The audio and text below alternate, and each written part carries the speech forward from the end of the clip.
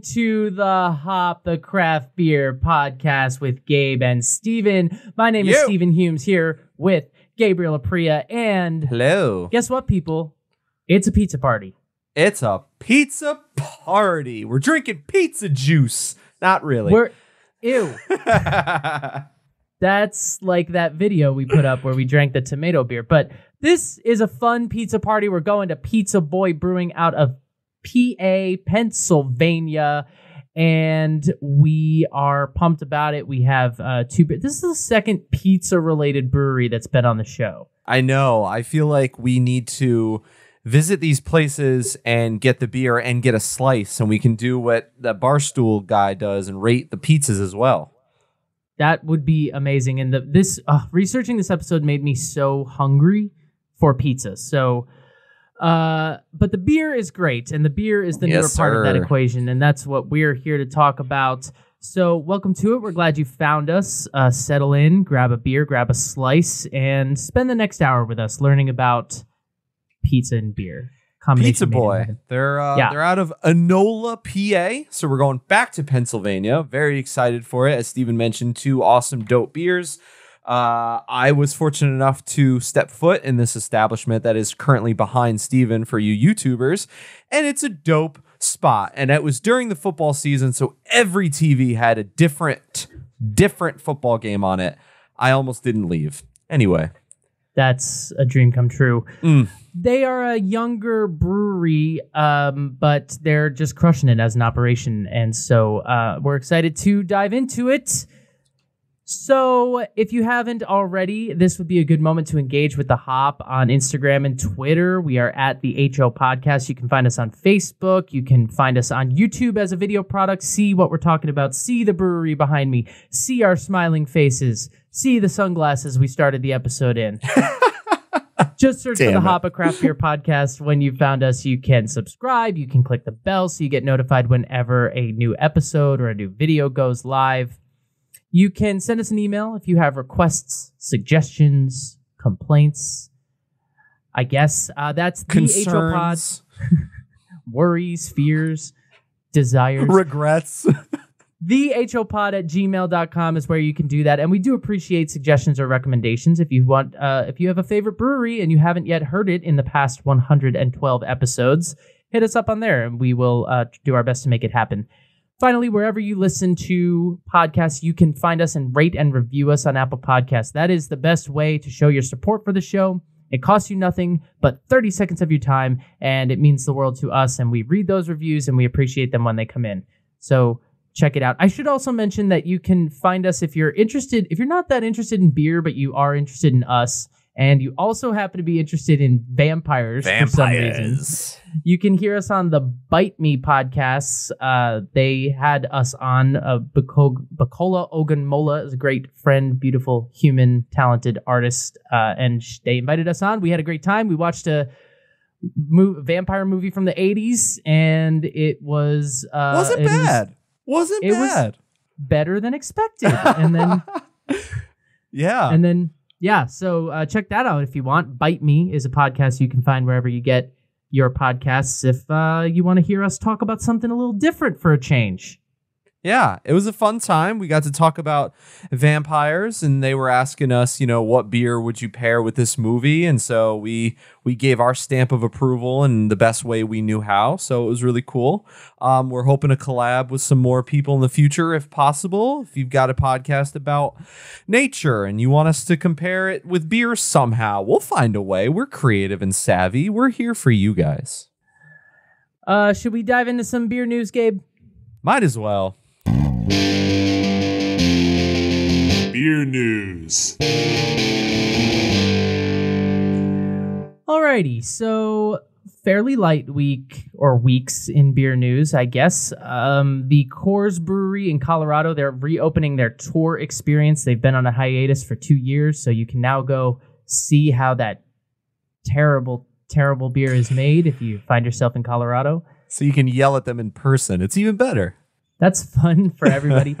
The CEO of Stone Brewing revealed about a week or so ago that the company has considered a sale.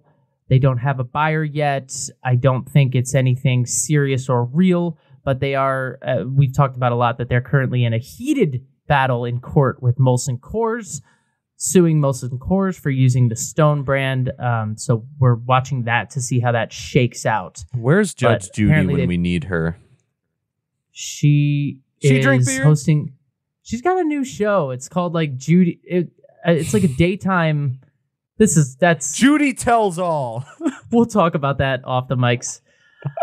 Milwaukee Brewing is up for sale. This is the latest in a series of breweries that have been, sold or shut down. Milwaukee Brewing they haven't been sold yet, but the entire operation is being offered as a turnkey operation.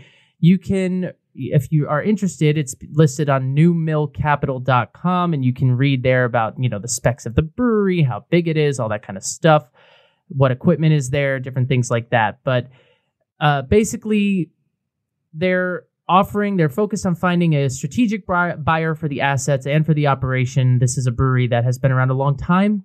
They were founded in 1997, big part of the Milwaukee beer scene, which is a great beer scene, I'm told. I've never been there.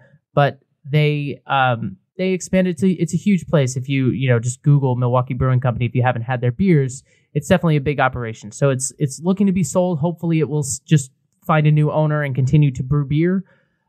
But it is up for grabs. So we'll see how that shakes out in the coming weeks and months. If you don't know what Milwaukee Brewing Co. looks like, do me a favor, Google it and tell me this building doesn't cost $1.7 billion. The building looks amazing. They got tables and a little garden out front.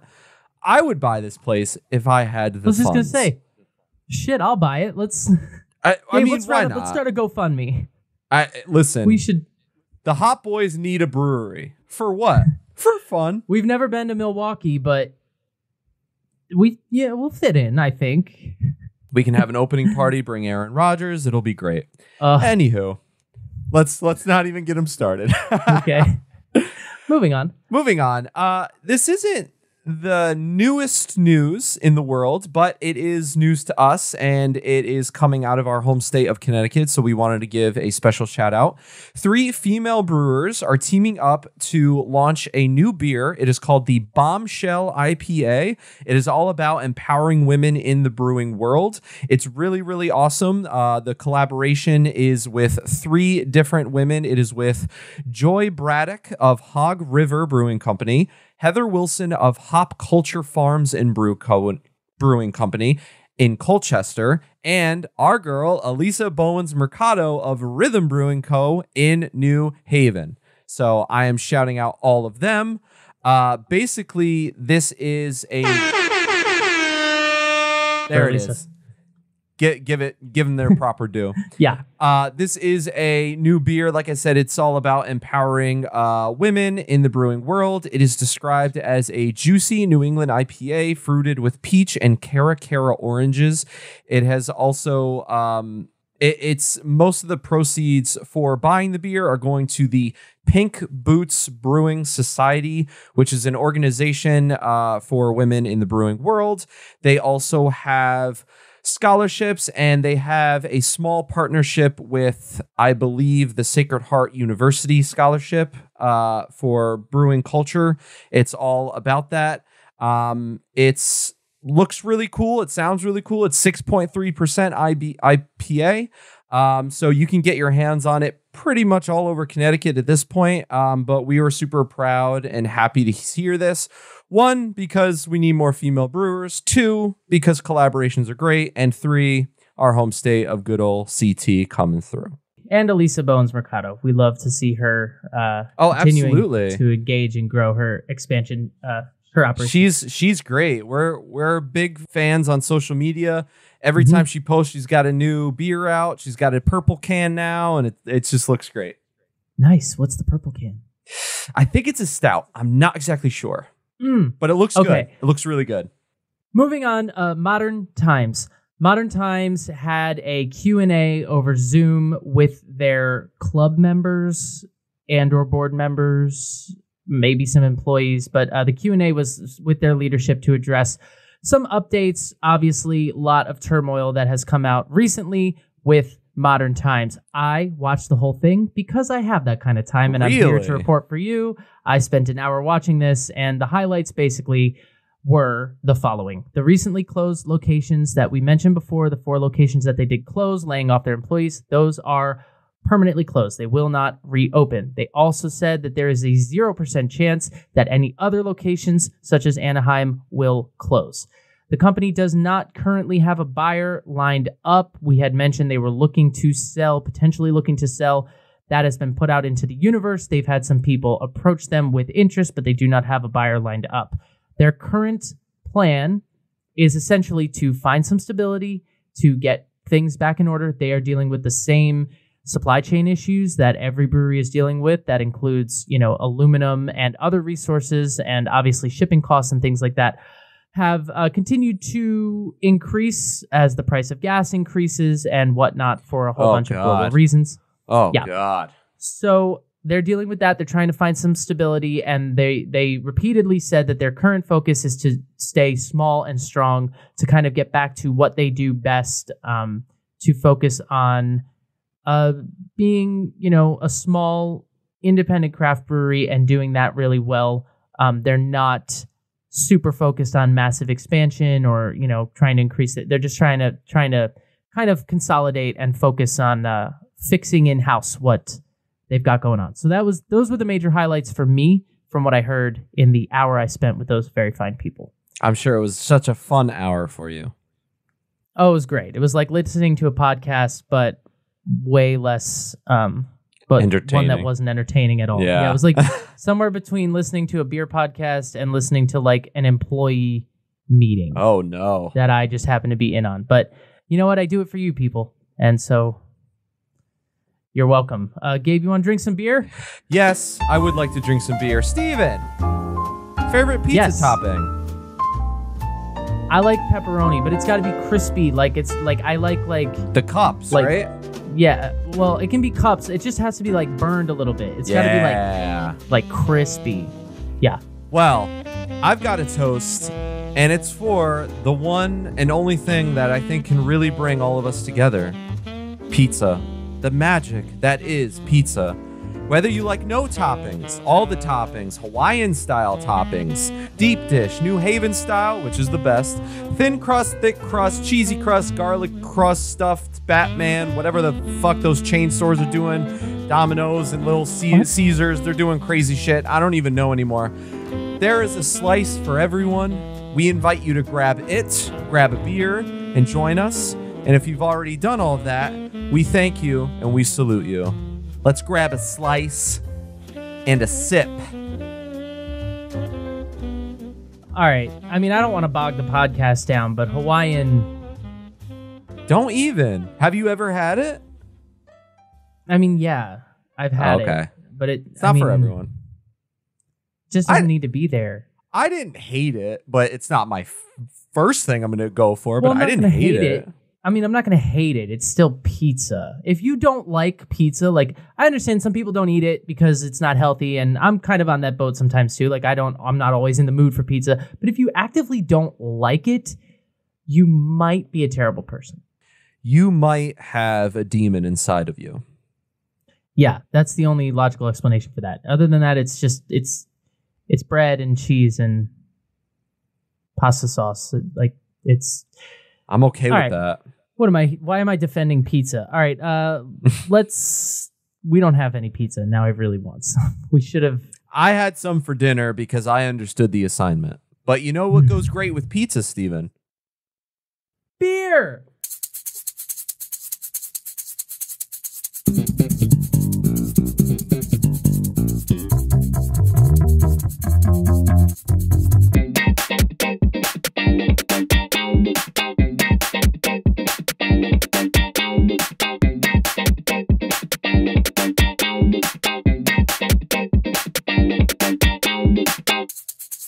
Alrighty, let's start things off in Belgium. We have a Belgian-style wheat IPA, which is interesting. This is an IPA brewed with lemon zest, chamomile, coriander, and black peppercorns. It is an IPA, though. It's not a Belgian wit. or wheat beer. It is an IPA, so we'll see how that shakes out. It's 5.7% ABV. Untapped has it at 3.53. SRM chart, it's probably around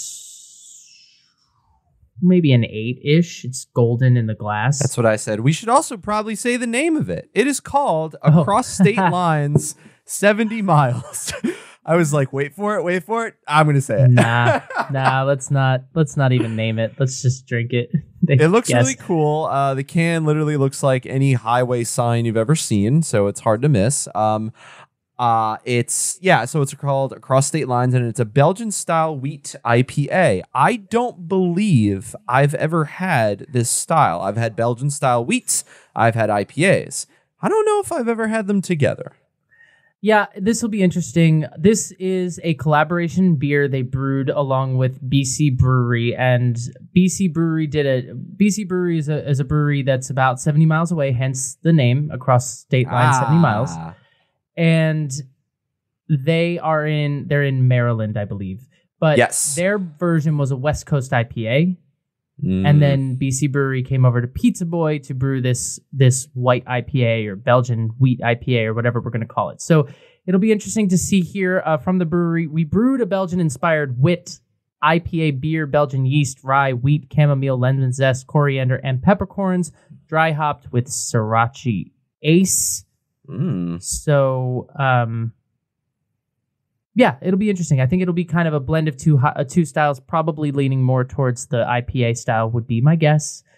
But it's very clear in the glass. There's no haze to it at all. Definitely. No, for sure. Very golden yellow. As you said, definitely like about an 8 or 9 on the SRM chart.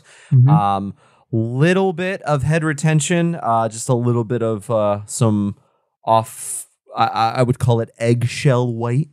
But okay, so the smell is very interesting because it's, as Steven's eyes get wider than all hell, it's got all the Belgian style notes to it, you know, the coriander and the spiciness and like the little bit of banana, but then it's also got a hidden factor from the IPA side of things in the sense of like a little bit of hops, a little bit of berry. I feel like I'm smelling like a white wine almost.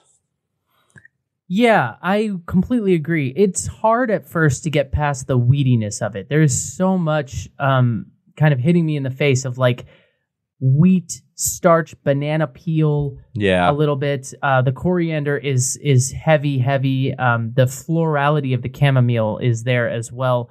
But I agree, behind that, there's a fruitiness that I would maybe describe as white grape or something along those lines there. And the citrus is more pungent, I guess, than I normally expect it to be if I was smelling like a wheat beer. So up front, it's Shock Top Blue Moon. It's like wheat heavy, but there is a twist back there. There's something a little bit more fruity, more zesty. It's rather surprising, which I think is the perfect word for it so far. We haven't tried it yet, but it's surprising. It's, you know, it's like a big mashup in a way, and I'm not opposed to that. I can't get over that white wine smell. It makes me think like I should be, you know, as part of a boat club with a shawl around my neck, but here we are. Yeah, I mean, it's great. I'm excited for it. We haven't had a Belgian style on the show in a while, I don't think. Yeah, it's been a hot minute. Memories. I did, in fact, Google the distance between the two, and it is about 70 miles. And I was like, oh, that makes sense. That checks out. That was fun for me. That explains this see-through can I'm trying to hold up. All right. God, every can you have is see-through. They stop making green cans for the hop. All right, here we go. Cheers. Cheers. Let's get Belgian. Across state lines. Caramel, honey, that chamomile for sure. Green tea in a way. The lemon zest for sure. The banana a little bit. I feel like the spiciness of the Belgian style is there. For me personally, it's a little more on the nose than the taste. It's like somebody made an epic smoothie and put alcohol in it and said, "Here, drink this, Gabe." Yeah, I mean, I agree with all the tasting notes you just threw out. It's spicier than you might expect. It's sweeter than you might expect. Green tea is a great word for it. There's something earthy about this. There's something, floral. A lot of the chamomile, lavender, green tea is a great word for it. But what I will say, my main takeaway, 3 sips in, is this drinks like an IPA. This does not drink like a Belgian wheat beer. I would agree with that. Yeah, for sure. I mean, you're not going to chug this. No, it has a bite. It's not, it's 5.7% ABV. So it's not particularly alcoholic, but it has a bite to it. It's got definite hop bitterness on the back end. It is hoppier than it is malty to me. Mm-hmm. And I don't get a lot of banana. Sometimes we get that, or bubble gum would be another thing we throw out a lot with the Belgian thing. Yeah. I'm not getting much of that either. It's like it smells like a Blue Moon, and it drinks like a Goose Island, like a lightish IPA, Hey, but there's nothing wrong with that. That sounds fun. But better than both those beers. For sure. I would agree with that. I would say, yes, it is more hoppy than malty. However, the slight malt hint that I am getting is a sweet malt. I just immediately reminded of like not hot honey, but like honey that's in a recipe. Like there's just something sweet about this that comes through, but it's like it's got those spices at the same time. So it's a little sweet and spicy in a way. Yeah. Yeah. It's honey is a great word actually for this, because there is a sweetness to it that I would describe as honey because it's earthy and floral a little bit. Mouthfeel wise, it's pretty well carbonated. It's got a spicy sort of zesty feel in the mouth. The finish is fairly clean. I think there's some lingering, is it hop bitterness or wheat? I think it's hop bitterness sort of lingering in the back of my palate. I think it's both, honestly.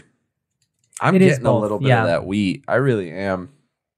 It's there for sure. Yeah, I don't mean to say that it's not there, because it definitely is. It's like the main thing you smell when you smell the beer, and when you drink it, you definitely taste wheat, straw, hay, all of the, it's a...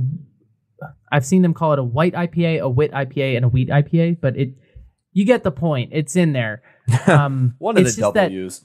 It's just that when you see the words Belgian wheat, more often than not, you have an expectation, and this one leans towards IPA.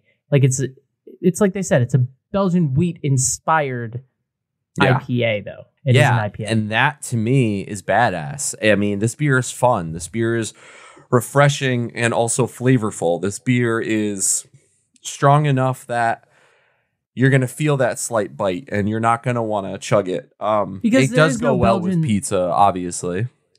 There is no Belgian IPA. That's the thing. Like if you look at, the Brewers Association style guidelines, like if you go to the Belgian section, that doesn't exist. You're going to see strong ale, you're going to see double, triple, you're going to see quad, you're going to see wheat beer, you're going to see saison. You're going to see stuff like that, but you're not going to see Belgian-style IPA. And Pizza Boy said, challenge accepted. We're going to go there. And they did. We got you. Yeah, for real. And the BC Brewery collaboration, I would love to try that West Coast style, get our hands on it. They are in Hunt Valley, Maryland. So wherever that is. I don't know if it's near Baltimore or what have you. But I would guess it's somewhere around 70 miles from Pizza Boy Brewing. It's just like, just go to Pizza Boy and then go in the other direction 70 miles and you will find BC Brewing, I guess. So this was the thing they did over the summer. The West Coast IPA from BC came out first. That was like in July, and this one came out in like August, September originally. So that's what it is. Pizza Boy Brewing. All right, Pizza Boy. Pizza, beer, happy. Love it. That's the logo. Al Kominski is the Pizza Boy. He is the founder and owner of Al Kominski, of Al's Pizza. What it's called? It's the full name. Owls of Hampton. Owls of Hampton is like the pizza shop, and then Pizza Boy is the brewery. And it's basically depends who you ask. It's either a brewery in a pizzeria or a pizzeria in a brewery. Depends who you ask. To me, it's a brewery and a pizzeria, and the reason is because the pizzeria came first. He founded that in 2002.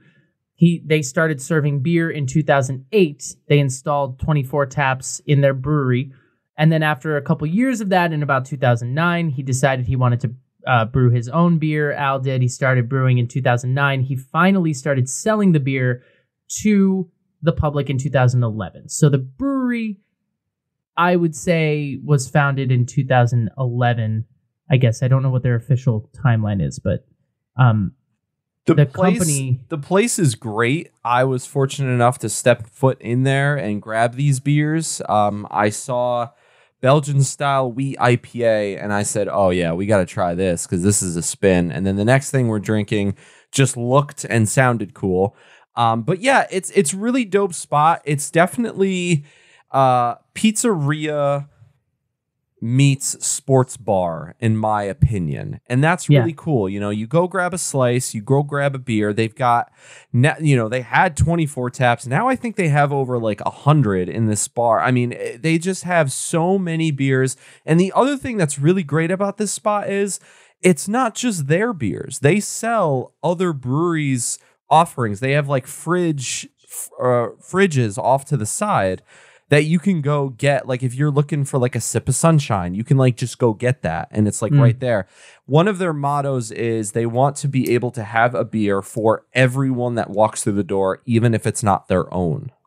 And I feel like it initially started with a 24 tap system, but I believe I read that they have somewhere around 100 taps now. I mean, they have a huge wall. It's behind me here that you can see if you're watching on YouTube, that they have a lot of beer on tap. It also, you can see if you're watching on YouTube, that it is very pizzeria vibe. I mean, it's no frills, tables and chairs. It's not the kind of lounge feel that some breweries have, and it doesn't really have like a sit at it bar. I mean, it does kind of here, I guess, but that's not the bar isn't the main event of the room. It's tables and chairs, restaurant style. Yeah, when I was in there, that long strip of bar wasn't even there. It was just more tables and chairs. I think maybe COVID, and they were trying to space it out a little bit. But yeah, like I said earlier, like 6 TVs, every TV had a different football game on. So if you're heavy into fantasy football like us, it's the place to watch it because you get all the scores. Touchdown! Unbelievable! So the company has been doing very well as a brewery. They have won a lot of awards for their beers. They won silver in the experimental beer category at the 2014 World Beer Cup for a beer called Hop Tart, which is, first of all, a great name, and second of all, it's a kettle sour conditioned on locally harvested grapes, wet hopped with Cascade. Interesting. Ooh. They also they have a Pizza Boy coffee stout that they call Sunny Side Up, and that has garnered a world-class rating on Beer Advocate. Yeah, that's a big popular one. You see Sunny Side Up kind of doing the research for this brewery. I saw it everywhere, so definitely one of the ones we should get next time. And they have a barrel aging system, they do a lot of barrel aging. They have an impressive lineup of beers for a brewery that is in a pizzeria. This is not... Yeah. A lot of times when you see breweries in restaurants or you see this kind of brew pub thing, they have a smaller system, so they have less beer to offer. They kind of do their standards. But this place has a lot of beers. I mean, if you look on their website now, you won't even see the beers that we're drinking because we picked them up a month or two ago. And you will see a whole lot of beers, a whole lot of different styles. They do barrel aging. I mean, the brewery is not to be slept on. It is a brewery in a pizzeria, but it's a brewery, though. Yeah, and just going off of what you said about, like, normally when we see breweries in restaurants, I feel like the brewery is kind of the second afterthought. And at Pizza Boy, it's not. It's pizza and beer are both the forefronts of the entire operation. Yeah. And did you have pizza while you were there? I didn't. We were just going on a quick beer stop. I have had some of their other beers though. They make a great IPA and double IPA. They have a Mango River IPA, which is just one of their classics. The logo, for those of you on YouTube, see the sticker. It's like big bold letters. It says Pizza Boy. This is basically on most of the cans, and it's got like the big lettering, but their Mango River IPA is like it's just so unbelievably good. The other thing though is that here's the downside to Pizza Boy. You can't you have to look to get these beers. When I was in Pittsburgh not too long ago, I had heard about this place and we were looking for the beers and we had to go to like 4 beer shops to find it. They're very exclusive, but if you're in the Pennsylvania area and you're close by, just go to the place. It's going to be so much better because A, they have 8 million options, and B, if someone doesn't want Pizza Boy, they can get other beers. Yeah. And on that front, they are also expanding into distributing now as well. They've partnered with some other breweries some breweries from around the area to help expand. So the company is expanding their footprint and are working on distributing for other breweries, which will also help them distribute for themselves. So hopefully you'll see them continue to grow and become more widely available outside of the Pennsylvania area. They are in Enola, Pennsylvania, if we didn't say that, if that means anything Enola, get over here. Do you want to offer any final thoughts on this Belgian wheat IPA before we move on to the next one? Unlike anything I've had, surprising in the best way. Glad I have another one. It can only go up from here. It's delicious. It's thirst quenching. If you don't like Belgian wheats, you will not like this. But if you do like Belgian wheats, this might help you get into the IPA thing a little bit. It's definitely a twist on a style. It's done really well. It's balanced and it's got a lot of flavor. And it's a great way to start the drinking adventure. This beer makes me want to accomplish all my hopes and dreams. Thoughts? This beer makes me want to just have a pizza. So different experiences. You gotta do it. You gotta do it. Beer, pizza and beer go so well together. And, sometimes you just gotta hit up your local spot and get a pizza pie. Yeah, we don't have good pizza in LA. It does say on the can, though, please enjoy fresh, preferably with pizza. Do not age. So do not age. It says that on most of their cans, which I find interesting. It's like, what happened? There's a story there. They made it clear. Drink it fresh. All right. Well, we have another beer to get to, so we're going to do that now. And Yay. Here it comes. And this puppy is called the Galactic Double Bird. It is a double New England IPA. Double Bird just makes me think of holding up 2 middle fingers. Yep. So let's all enjoy that, shall we? It is an 8.9% New England double IPA. No IBUs to speak of. Beer Advocate has yet to review it. Untapped gave it a 3.96. Quote, pours cloudy, golden yellow in color, light hop aroma, but taste is much sweeter than you expect. Some bite in the aftertaste, rather easy drinking for the ABV tap. I would agree. Hopefully. On the SRM chart, it is very cloudy, and hazy. I would say hazy in a little bit. Yeah. It is about between maybe a 10 and a 12. Looks like dark orange juice. I would put it a little lighter on mine. I might put it around an 8 to a 7 or 8 or 9. It's golden. It's definitely hazy. You cannot see through this at all. It's no, you cannot. Plainly opaque. Poured with a good dense sort of eggshell head that has some decent retention to it, you can see, and some sticky lacing. Nice. I was just about to say nice stickiness too. Mm-hmm. We're fully in the IPA world here. This should be fun. Nothing Belgian about this mother effer. Nope, the Belgians are out of here. We're working with Galaxy hops. Oh, favorite, one of my favorites. Exclamation point! Yes. I don't know why, but there's something about it's what started it was White Lion. I was gonna say I know why. It's White Lion. When I had that beer, the Galaxy hops, I was like, this is amazing. And then every beer I've had that has had Galaxy hops in it, home run. I'm drinking out of a tulip glass, which you can see on YouTube here. And yeah, I'm excited for it. You know, it's, I mean, we always talk about how we're tired of the New England IPA style, although... Oops. It has been, I feel like it's been a little while. Yeah. Maybe I feel like that all the time because we just record every other week now. Maybe it's just me, but I feel like it's been a minute since we had a... But if we do a New England style IPA for every episode, every single time you're going to be like, yeah, it's been a while. So it'll be great.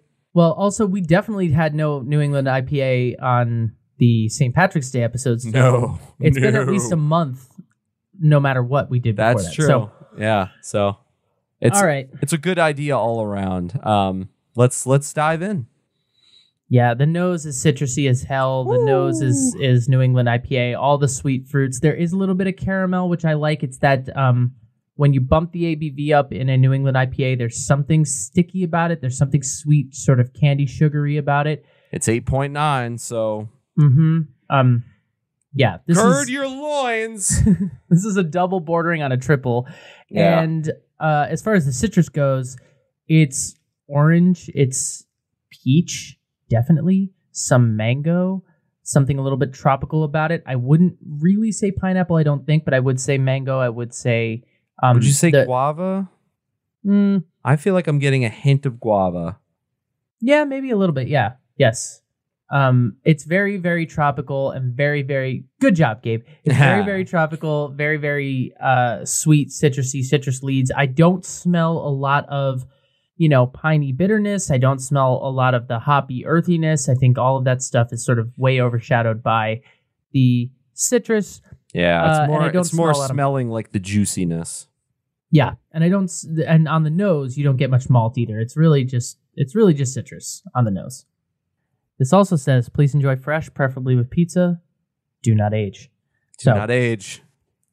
So that should be the time. That should be the theme of this episode. Pizza Boy, do not age. Do not age. That's really great advice for life in general, isn't it?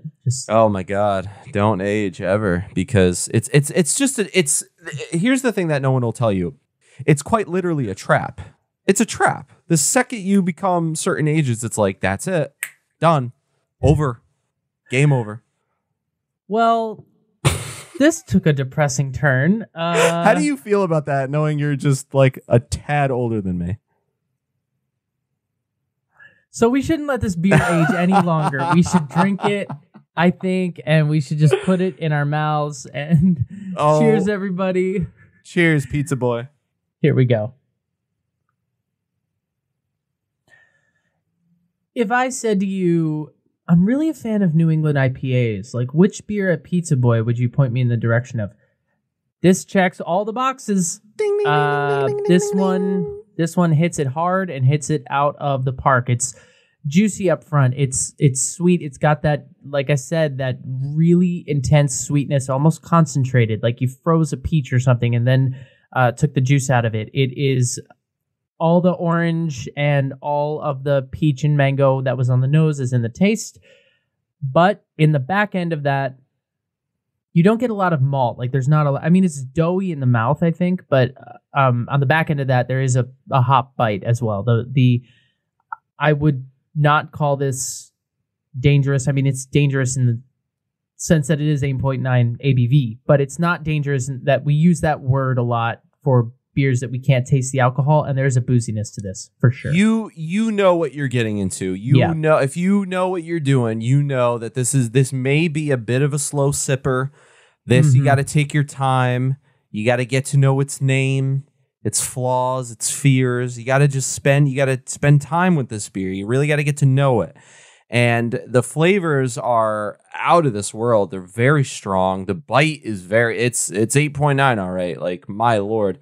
The carbonation is like popping and fun and flavorful. I feel like almost higher than I would have expected. Yeah, for sure. It's the flavors never shy away, which I love. Like they're all there up front. It's got that like you said, I don't know how to describe it. That candied smell and taste that triple IPAs sometimes have. It's like bordering on that. It's got just a hint of that. It's like about to cross over. You know what I'm saying? And it is. I mean, one of my I've not been shy about the fact that one of my favorite beers we had last year was the triple IPA from White Lion, which I don't even think we did on the show, but the casual acquaintance. There she is. And that's a 10% New England IPA. This is a 9% New England IPA. So it's definitely bordering on that. The sweetness, the sort of almost syrupy, but I'm saying that in a good way. I don't know how else to say it. This intense, very concentrated sweetness is there. It takes away the sort of spicy or zesty thing that I get on the mouthfeel sometimes with lower ABV New England IPAs. And this is very flavorful, pretty well balanced, very much what it is. There's no twists or turns on this. If you like New England IPAs, you will like this. If you don't, you won't. And that's pretty much all there is to it. This is, I think it's a little filling. So you may not be able to eat a lot of pizza with it, but I think it would pair well with pizza, just because this would give the balance. You got the pizza and you've got the savory, and I feel like, not that this is like a dessert beer or anything, but I think this tends to lean more on the sweeter side, so it'll play to both strings, if you will, and that is awesome. I'm not going to be sober after a few more sips. So in order for me to be funnier, I should just keep drinking it. But it's really great. It's really awesome. And the hops are definitely present. Like when you take a sip of it, all that sweetness is up front, but it's not dank the way some West Coast IPAs are, but it definitely has, I feel like we've been saying it, but just to reinforce, it's got a bite definitely on the back end. And the more you drink it, the more that the sweetness kind of mellows out, and it definitely is going to kick you in the back of your palate pretty hard. So if you like to be kicked in the back of your palate, like we do sometimes, this will do it for you. Does this beer make you want to go to the galaxies? I'm going to say yes. Yeah, this beer makes me want to fly an airplane or a spacecraft while drinking it. Or just go to space. Yeah, how would you drink this in space with it floating around? You'd have to like float underneath it and like catch it, You know what? I have watched a lot of, on Disney Plus, there's like a documentary about people in space, and I've watched a lot of this, and I just am relentlessly fascinated by the fact that there's no gravity there. Did you know that? None at all. It's like missing. You think you know it, but then you see it, and they like uncap a water bottle, and like water just bloop bloop bloop. It's all in circles, just like floating around. Oh, it's great. Yes, it's fascinating. So science. I would drink it through a tube. Does it make sense to rank these? I think it might. I mean, if you have something surprising to say, maybe. For me, it's the double and then the Belgian, because this is just. It's really good, and it's just, it's got a lot of the flavors in the bite that I like, and, I like higher ABV beers, and I just am more of a fan of it, so, but I'm going to be that guy and say that they're a tie. I don't know if I can pick one or the other. Because you said what you said, I guess I'll just be devil's advocate and pick the Belgian IPA. It's just a style I'm not used to. I've never had it before. I never really knew it existed. And so it's just a fun twist, and it's very flavorful. That being said, the double is quite literally great, incredible. I'm a big fan. Nothing wrong here. Godspeed. Yeah. I'll take that. They're just so different that, but the double is just more in my world, but I appreciate what they did with the Belgian. So, both very good beers and both IPAs. Yeah. Of very different styles. Big fans. All right. He didn't make the show last week. Where he is was that hiding little bastard? In the wings. He may or may not. Bob, get over here, Bob. What are you doing, Bob? Last week, he may or may not have had COVID. But his grand return, I would hope not. He's hanging out with me. His grand return. Are you ready? Drum roll, please. Ladies and gentlemen. Bobbert P. Ross.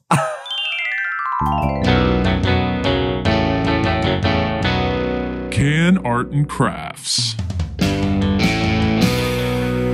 I bet you a solid $1 his middle name does not start with a P. We'll talk about it later. Can Arts and Crafts. Here we go. Bob Ross is here. He's ready to review the artwork. As always, we're going in order. We got Across State Lines IPA.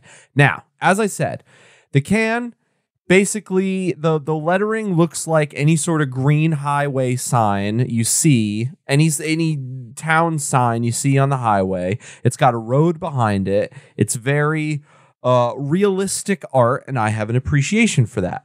Then we got this bird in space. Literally planets all around him. The Pizza Boy logo is literally a pizza slice. Love it. Absolutely. We got, this looks like Toucan Sam's older brother who got up to no good and got kicked out of school when he was younger, driving around on some spaceship hovercraft in space. I'm into it. I like it. I think the artwork is cool. I think it's different.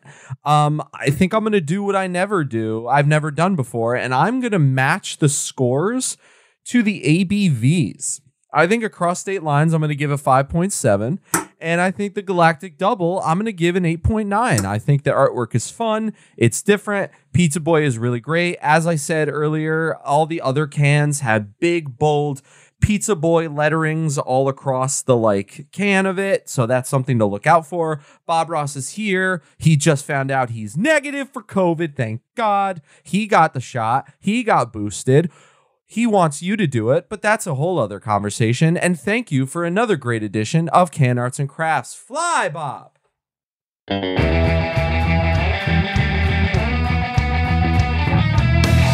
His name is Robert Poor Man Ross. It does begin with a P. There's no way. Is that real? No, it's Robert Norman Ross. Boom! Gabe gets $1. Where is it? Where is it? There it is. It was worth a shot. So as I mentioned before we get into other beers on tap, there are some honorable mentions, other beers that I've been fortunate enough to have. Mango River IPA, Marin River IPA, Double Mosaic, Double Marin, Center Street. I had this recently, and this one was hot. Center Street Heat, Mango River Habanero IPA. See, you would be into it. You would like it. It was very flavorful, but it was freaking hot, dude. Did you hate it? No, I liked it. I was very full from dinner that night, but it was still really good. It was wild. Oh, yeah. Their list of beers, like I said, it goes kind of on and on. Very impressive. And all kinds of different styles. You got a coconut cream ale on here. You got a brown ale. You got your sours and your pumpkin now, wait ales. a minute. Pumpkin disorderly. Yeah, you saw that, right? I saw one that was called chocolate and nuts. I'm not a fan of that at all. And they do a bunch of limited releases as well and collaborations with other breweries like the one we're drinking, but they also did a barley wine, one of my favorite styles. Michael. Bang! Exclamation point! So, yeah. This one's called Turkey Burglar, and it's a Berliner Weiss. That's fun. Okay. They have a chocolate porter called Pappy Van Winkle. They sure do. Why? I don't know if it has any relation to the whiskey. I don't think it does. Oh, it does? It's a porter aged on cocoa nibs in Pappy Van Winkle bourbon barrels. Bruh. Holy shit. Bruh.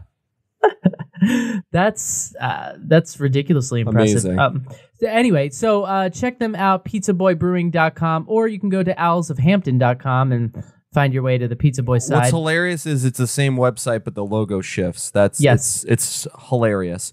And to round it out, the Sunny Side Up that we talked about earlier, they got a bunch of different variations of it. So if you don't like one style, you can get it with other flavors and a different style, and it's great. And I want to go there and get pizza and beer and more pizza. Pizza Boy Brewing, Enola, PA, Al Kominski. Check them out. Gabe? Yes. You ready for last call? Oh, sure am.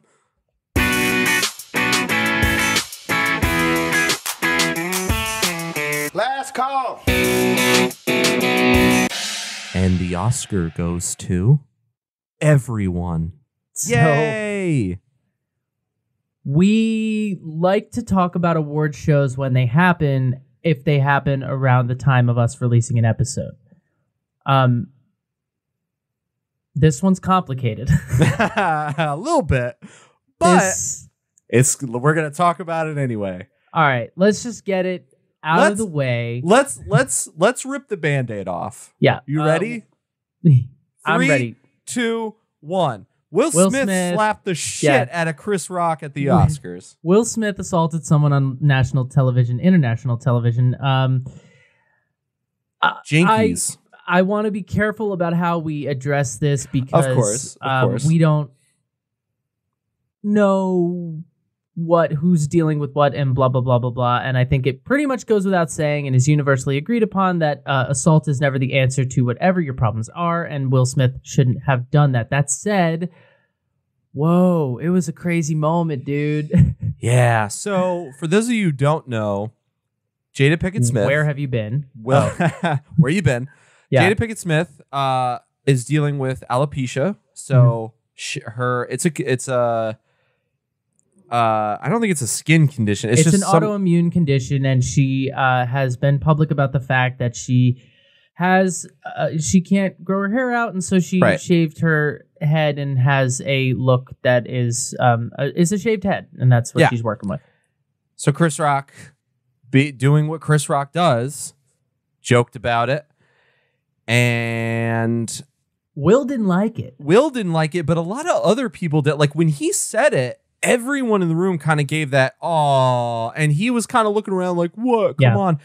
And the thing that kind of sucks about the whole thing is he started off so strong. Like when he came out, the first thing he said was like, "No one's wearing a mask. We're all breathing raw dog." Like I lost it when he said that. It was Will Smith walked up on stage, Kanye style, and then hit him, which Kanye didn't do.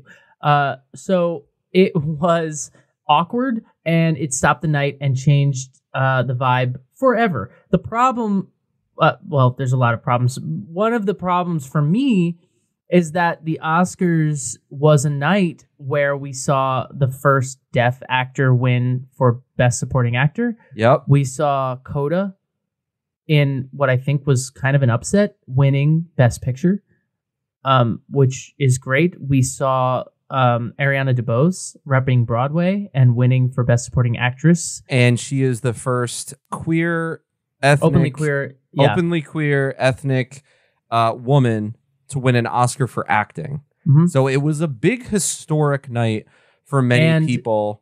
Right, and the award that Chris Rock was standing there to present was won by Questlove for his documentary Summer of Soul, which I think, it's unfortunate. Chris Rock, after everything happened, everything kind of everyone got quiet. Will Smith said what he said. Chris Rock was kind of like, okay, let's get back to the matter at hand. He was very frazzled. Like he was like, I'm here to present the award for document. Like he just kept stumbling over his words, and I was just like, oh my God, Chris, you got this. Pull it together. I give him credit for, honestly, I thought he held it together really well. Because, he kept the show moving and he did his job. And to be honest, they both were shaken. That's the thing. Like Will Smith's speech later was just a rambling 6 minutes of just his head was clearly all over the place. And it was unfortunate. He did apologize in the speech. He later, the next day, apologized to the on Academy, Instagram. Not to Chris Rock. Right. He apologized to Chris Rock. So in his speech, apologized to the Academy, apologized to fellow nominees. In an Instagram post the next day, he did apologize to Chris. I heard P. Diddy apparently came out and was like, don't worry, guys, the beef has been squashed. And then I read an article that was like, that is 100% not true. They have not spoken. We've spoken to Chris Rock's people. Shit ain't squashed yet, P. Diddy. Yeah. I think, I don't know if he's trying to clear it up or if he's just like, let's get the cameras off. Well, he came out on stage and he was like, we're going to clear that up at the after party. Yeah. And, I don't think they did. All right, let's move past this. Can we talk about West Side Story for a second? Because I've seen a lot of these movies, but not all of them. But I have you seen West Side yet? Please say yes, because otherwise it's going to be... Oh. Here's the thing. Hold on. Okay. I have not yet. Okay. But I don't know. I think I saw the trailer recently, and I don't want to speak for you, but based off of what you said to me off the mics, there was a part of me that agreed. I'm going to let you say whatever you want to say right now, but I agree. I have a troubled time with this movie because, Gabe and I are theater people. Gabe and I have been in West Side Story. Gabe Twice. And I know this show very well. And this is a take on the musical that if you're truther of the musical, I don't know what else to say other than that it's kind of problematic for a lot of reasons. They took a lot of liberties with the old script. I was just about to say that. I was like, they definitely added lines and like, I was like, I don't remember Anita saying any of this. They added a whole lot of stuff. Oh boy. It's, people like it, and I'm not sure that we're here to bash a movie. Like, this isn't a film critic podcast, but the movie is trying, I think, to beef up the shark storyline, because part of the problem with West Side Story has always been that the Jets are very defined characters, and the Puerto Rican side of it is very underdeveloped. Those characters, you don't know who they are. They only have their numbers, but they're only quote unquote on stage for so long. Yeah, you've got Anita, you've got Bernardo, and you've got who. You know what I mean? Whereas the Jets, you have these are all distinguished characters. You have Baby John, you have Action, you have Riff. You have an ensemble that you know who those people are. So I think the movie was trying to deal with that they brought Tony Kushner in and wrote a script, but they made some changes that are, they're shocking. Like, I don't even want to ruin it for you because you're going to watch the movie. I kind of want you to, though. I don't know. All right, here's an example. They've got Cool. They moved the song Cool. They moved the song Cool, okay? So it happens later in what would be the first act than it normally does. Okay. And instead of the song being Riff trying to get the Jets jazzed up about the Rumble, the song Cool is used as a fight between Tony and Riff because Riff bought a gun and Tony doesn't want Riff bringing a gun to the Rumble. So the whole thing is them like throwing this gun around and arguing with each other about whether or not they should bring a gun. And it's a fight. Like, Tony and Riff have no friendship. They are enemies in this movie. Oh, I've got a huge... No. What? Yeah. That's not... No, you don't do that with Cool. So that would be one example. There are plenty more. I could go on and on and on, but we don't have that kind of time. But Ariana DeBose is great in the movie, and she is doing her best. And at the end of the day, I'm happy that Broadway was able to be repped at the Tonys the way it was. Between that and Tick, Tick, Boom. Oscars. Yeah, the Oscars, sorry. Broadway might be repped at the Tonys. They might show up. Yeah, seriously. And it was, first off, one of my biggest takeaways was I'm glad they finally did away with all of the stairs leading up to the stage. Because for God's sakes, these people, they get up in the theater and they have to climb 12 stairs to get to the top. God forbid they fall.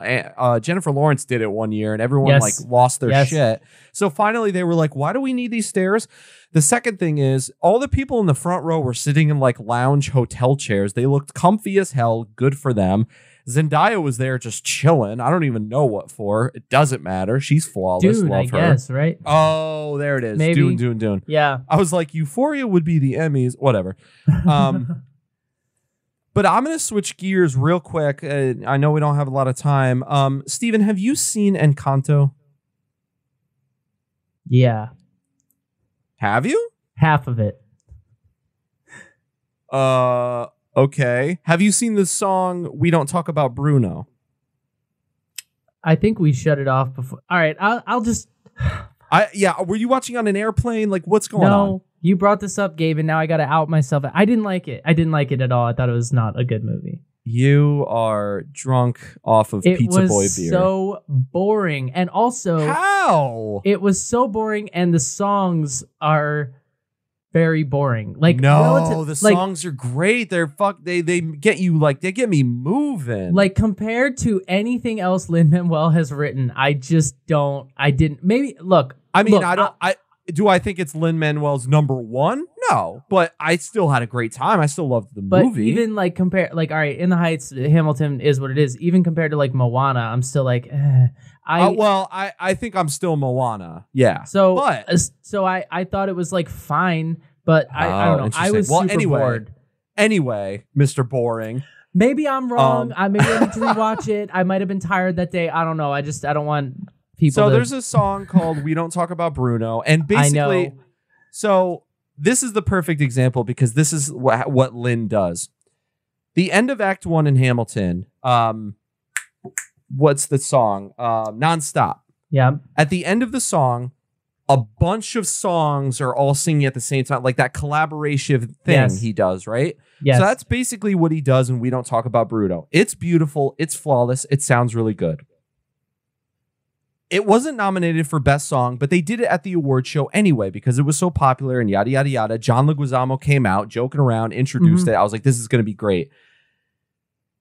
And then Megan Thee Stallion came on and did a rap for it. Nothing against her. Love her. She's great. She's a very good rapper. But the award, Hollywood just Hollywooded all over it. And I was just kind of like, guys, this wasn't the time to add the rap. Lin-Manuel confirmed he didn't know about it until he saw it. So it's not like he proposed this idea. I've seen so many videos of little kids watching the performance, just staring blankly, being like, Daddy, what is this? It's just like, guys, this isn't Encanto. So here's the thing. I was with two friends who love Encanto and that song, and they were both pissed. Thank you. I haven't finished Encanto. Maybe it gets great. I don't know, but I haven't finished it. And so I don't like it. And so when they were doing it, I was bored until Megan Thee Stallion showed up. And I was my God. I mean, the lyrics were not true to, they were singing about the Oscars. I don't know, but all of a sudden it was moving and I was kind of into it. I also was sitting there going, where's Lin? Where's Lin? Where's Lin? And then it turned out his wife had COVID. So yeah. So that's fair. Maybe they had a better plan in mind. I don't know. I will say the majority of the world is with you, and that makes me think I'm in the wrong. People are pissed. I just didn't. Not about this performance. I just mean about Encanto in general. Oh, right. I was expecting it to be the next Frozen or something, and I watched it, and I was like, very bored. Yes, that's the thing. Listen, I will agree with you on Lin-Manuel Miranda's top hits. I'm not putting Encanto first by any stretch. However, it was very great. It was a lot of fun. The songs keep getting stuck in my head, especially the Bruno song. We Don't Talk About Bruno. Yeah. And for us being theater people, and even more so for you being more musical. I used to do musicals. I don't really do them anymore. You are more musical theater headspace than I am. So what he does in Hamilton with the song Nonstop, where all of the songs kind of mash together and they're all singing at the same time, and then on a dime they stop. He I don't know what this recipe is, but he can do it so well, and he does it in this song. And so it's the beginning of the song, and everyone's coming together, and everyone's singing and doing their part, and yada yada yada. And that's what I think that's what the world was expecting. And that's not what happened. So I want Lin-Manuel to get more attention for Tick, Tick, Boom, which I genuinely loved than for Encanto. And I think Tick, Tick, Boom was a better movie musical than West Side Story. But ooh, sorry, hot take. Listen, it is what it is. So other stuff. What we're saying is other stuff happened at the Oscars besides the physical assault that we've been talking about for however long. Is now on my list. Belfast is now on my list. Licorice Pizza, I love Wes Anderson. So I really want to see that. It should be on my list. It will be on my list. I feel like I saw the trailer and I was kind of like, I'm not sold, but maybe I really want to see that. The one I'm not going to see is Power of the Dog because I love Benedict Cumberbatch. He's my spirit animal in a way. Somebody told me that if you thought Nomadland was boring, Power of the Dog is like an action movie compared to that, and I hated Nomadland. But that's another story for another day. We have to go. Wait, action movie? You're into action movies. You would like it. No, and it's Nomadland. It's Benny. It's Benedict Cumberbatch. No. Nomadland is like an action movie compared to The Power of the Dog. Oh, that's a problem. We have an issue. Yeah. I'm going to watch the first 10 minutes, and then if I need to shut it off, I'll shut it off. Anywho, no. Let's get out of here. Anyway, we got to go. Thank you guys. Pizza Boy Brewing out of Enola, Pennsylvania. Enola. Great. Grab a slice, grab a beer, have a drink. It's delightful. We'll be back in 2 weeks to do something. We'll be back in April. Until then, stay classy, San Diego, and we'll see you next time. Love each other, drink good beer, say something nice. Peace out, guys. Don't hit anybody.